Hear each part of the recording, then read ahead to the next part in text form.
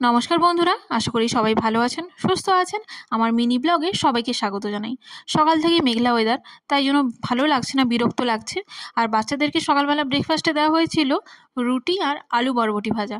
আমার মেয়ে আলু ভাজা খেতে খুব ভালোবাসে, সে আলু ভাজা দেওয়া হোক আর আলু মাখাই দেওয়া হোক না কেন। আর আমরা এখানে খাচ্ছি গতকাল রাতে যে চিকেন হয়েছিল, চিকেন কষা, তার যে আলু ছিল সেই আলু আর মশলা দিয়ে। ওই মশলা দিয়ে রুটি বা পরোটা খেতে কিন্তু খুব ভালো লাগে। বিকেলবেলা দিদির সঙ্গে বেরিয়েছিলাম একবার মার্কেটের দিকে, তো দেখলাম ওখানে প্রিয়গোপাল বিশ্বের একটা নতুন ব্রাঞ্চ ওপেন করেছে। তাই যারা কাঁথি বা কাঁথির আশেপাশে যারা আছো, তারা কাঁথিতে শপিং করতে আসো, প্রিয়গোপাল বিষয়তে কিন্তু একবার অবশ্যই আসবে। তো ওখানে শাড়ির কালেকশন তো ভালোই ছিল, কিন্তু আমরা কাউন্টার পর্যন্ত পৌঁছাতে পারিনি, এত ভিড় ছিল। আর কি করব, বাড়িতে ফিরে চলে এলাম। গেছিলাম দিদির বাড়িতে, দিদি খাওয়ালো উপমা।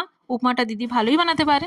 তো দেখা হচ্ছে নেক্সট ব্লগে, ততক্ষণ সবাই ভালো থাকো, সুস্থ থাকো, আর প্লিজ চ্যানেলটিকে সাবস্ক্রাইব করতে ভুলো না। টাটা।